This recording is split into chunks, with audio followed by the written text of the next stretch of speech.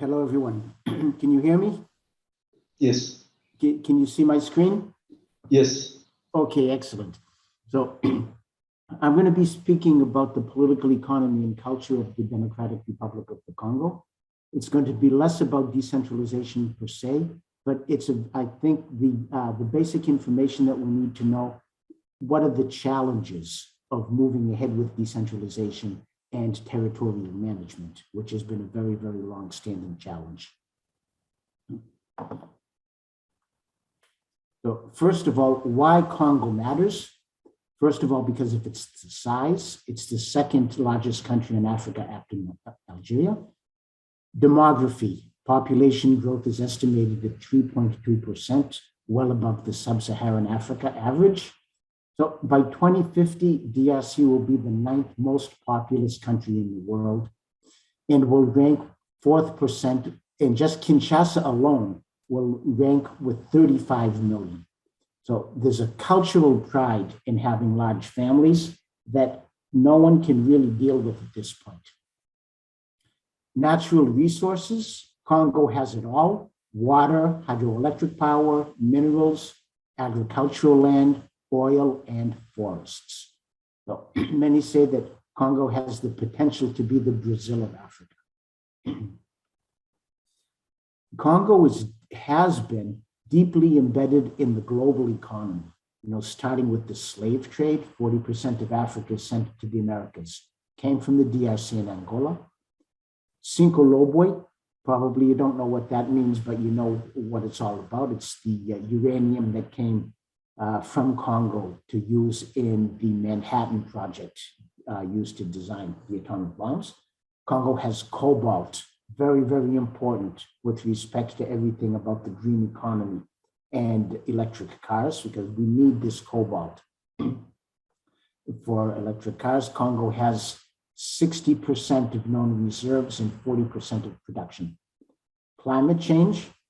Another interesting tidbit is Unilever. It's the world's third largest conglomerate of consumer goods. It all started in a place called Leverville in the Belgian Congo.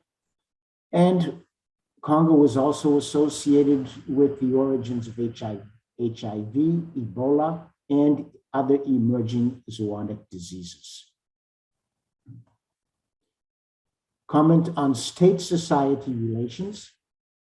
DRC is an amazingly rich country of very poor people. People are deeply attached to Congolese identity with music, sports, beer drinking, fashion, and somewhat paradoxically, Mobutu and the Congo Wars helped people forge a national identity. Another paradox is that even though Congolese are very attached to their identity, they're also very, very desirous to migrate outwards. And in fact, the word Lola in Lingala, it translates as both Europe and heaven. So, just the idea of, to leave Congo is to leave hell and to move into heaven in popular discourse. Congo is an informal economy. It's a fend-for-yourself economy. And other than mining, telecoms, and breweries, which are the main tax providers, over 90% of the economy is informal. Religion is a major, major consideration for Congolese, especially with the emergence of Pentecostal churches. And this has a lot to do with people's perceptions of well-being and state-society relationships.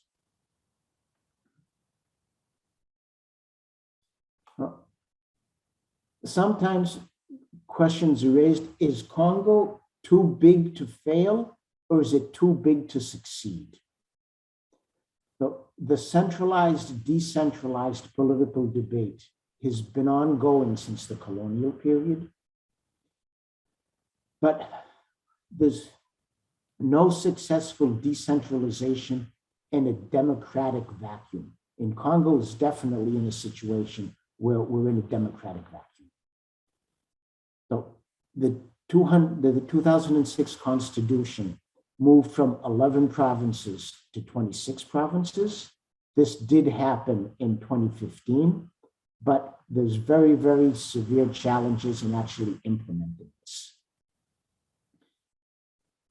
One of the big challenges in moving ahead towards decentralization is the limitations of public administrations.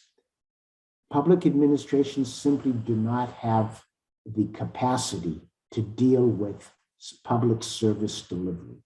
And of course, decentralization is a big part of this, but we just don't have the capacity to deal with this from public services, whether it be in education, health, territorial management, road building, infrastructure. Public administrations are very, very poorly organized. The eastern provinces are more connected to Eastern Africa than Kinshasa.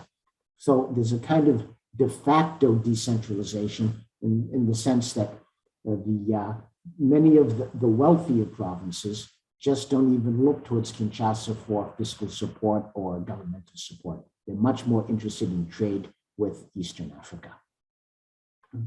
So the bottom line here is that the state needs to be strong to relinquish power to provinces, but the Kinshasa government is still in a phase of consolidating power. So if you want to relinquish power, you have to be strong. Congo hasn't reached that level of strength yet. So what are some of the pathways and obstacles for change? Now, first of all, high-level politics don't significantly impact the lives of ordinary people. Now, people have learned to fend for themselves. It started with the Mobutu years, at the time when the Congo was called Zaire, and people basically live with very, very low expectations of the state.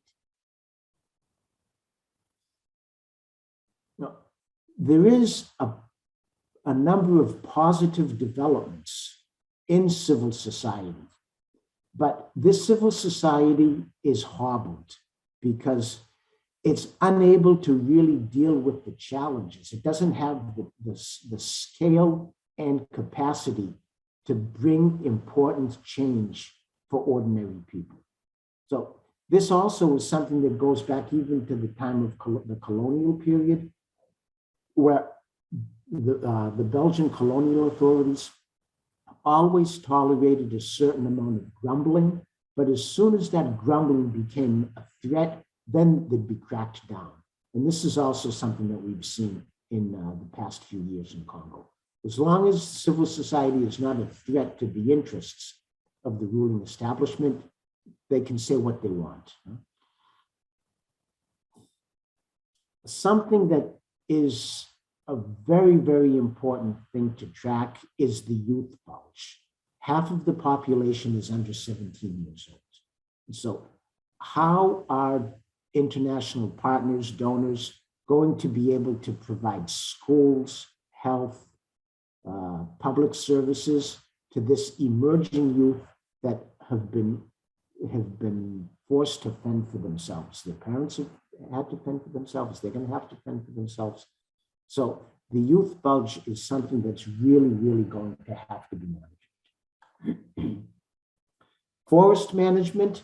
So you know that in Glasgow last month, there were pledges of $100 billion for the Congo Basin forest partners, countries. So the 6 countries of the Congo Basin, 60% of those forests are in the DRC.